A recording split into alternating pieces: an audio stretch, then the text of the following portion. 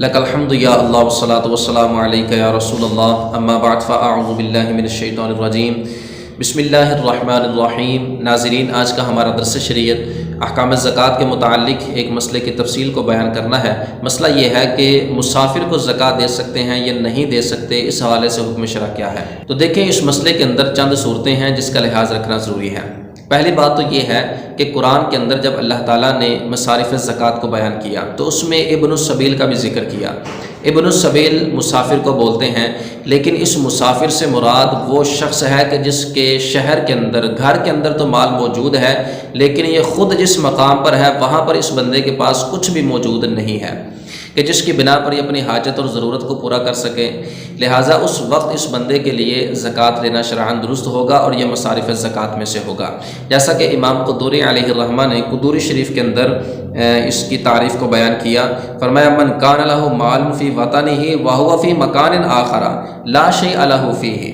فرمایا، مسافر وہ بندہ ہے کہ جس کے وطن میں تو مال موجود ہے اور یہ خود کسی اور جگہ پر ہے، وہاں پر اس کے پاس کچھ بھی مال موجود نہیں ہے۔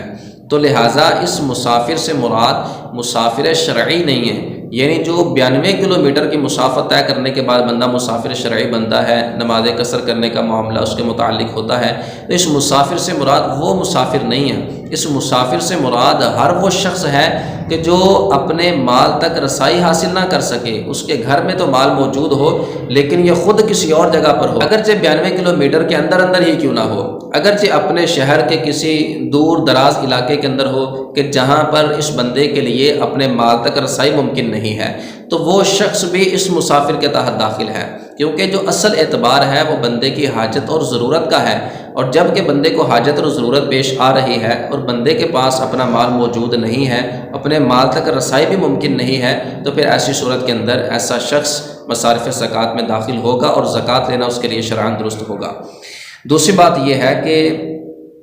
اس بندے کی اپنے مال تک رسائی ممکن نہ ہو، کسی بھی صورت کے اندر کسی کے ذریعے سے منگوا بھی نہیں سکتا، اور آج کل چونکہ جدید دور ہے، بینکنگ کا سلسلہ ہے، اے ٹی ایم کی سہولت موجود ہے، اس بندے کا اے ٹی ایم بنا ہوا ہے، اس کا اکاؤنٹ بنا ہوا ہے، لیکن جس جگہ یہ ہے وہاں پر بینک ہی موجود نہیں ہے، یا یہ ہے کہ بینک تو موجود ہے لیکن اس کا اکاؤنٹ ہی نہیں بنا ہوا، تو بہرحال کسی طریقے سے اس کے اپنے مال تک رسائی ممکن نہ ہو، تو پھر یہ بندہ مستحق زکوٰۃ ہوگا۔ تیسری صورت یہ ہے کہ یہ شخص قرض لے کر اپنی ضرورت کو پورا کرے، اور یہ جو قرض لینے کا معاملہ ہے یہ اس کے لیے افضل اور بہتر ہے، شرعاً لازم نہیں ہے کہ یہ قرض نہیں لے گا تو پھر ایسی صورت میں زکوٰۃ بھی نہیں لے سکتا۔ قرض لینا بہتر ہے کیونکہ اس کے حق میں حاجت ثابت ہو چکی،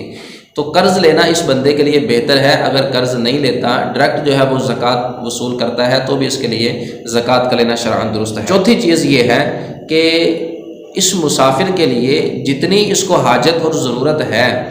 اتنی ہی زکوٰۃ لے سکتا ہے۔ مثال کے طور پر اس کو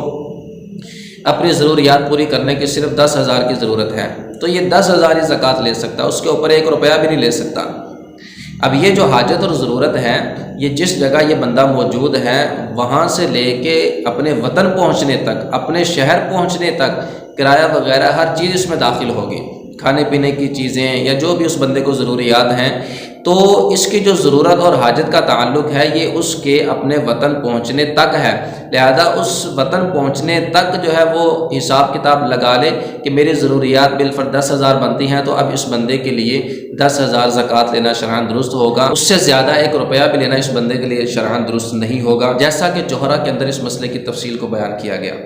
اور پانچویں بات اس کے اندر جو اہم ہے اور ضروری ہے وہ یہ ہے کہ اس بندے کے ساتھ اگر کوئی ایسا شخص موجود ہے کہ جو اس بندے کو زیادہ راہ کی سہولت کے ساتھ اس کے شہر تک پہنچا دے، تو بھی اس بندے کے لیے زکوٰۃ لینا درست نہیں ہے، کیونکہ اب حاجت نہ رہی، جو اصل حاجت تھی وہ اس کی پوری ہو رہی ہے، اب بھی یہ شخص زکوٰۃ نہیں لے سکتا۔ ہاں، اگر اس بندے کے ساتھ کوئی اس طرح کا بندہ بھی موجود نہیں ہے کہ جو اس کو زیادہ راہ کی سہولت کے ساتھ یا اس کی ضروریات اور حاجت کو پورا کرنے کے ساتھ اس کے گھر تک پہنچا سکتا ہو، تو پھر ایسی صورت کے اندر اس کے لیے زکوٰۃ لینے کے اندر شرعاً کوئی مضائقہ نہیں ہے۔ اور چھٹی بات یہ ہے کہ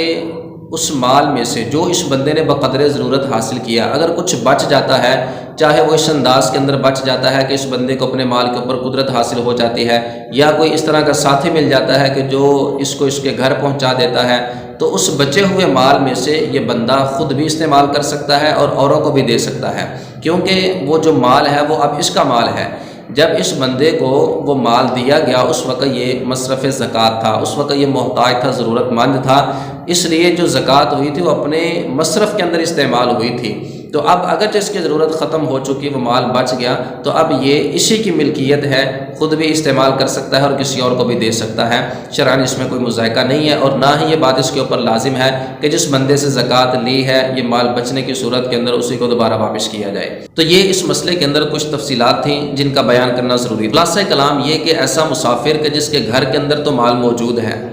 لیکن یہ خود کسی اور جگہ پر ہے جہاں اس کے پاس کچھ بھی مال موجود نہیں ہے، برابر ہے کہ شرعی مسافت کے اندر ہو یا نہ ہو، بہرحال اس کے پاس کچھ بھی مال موجود نہیں ہے اور اپنے مال تک کسی صورت کے اندر رسائی ممکن نہیں، اور نہ کوئی ایسا شخص وہاں پہ موجود ہے جو اس کی مدد کر سکے،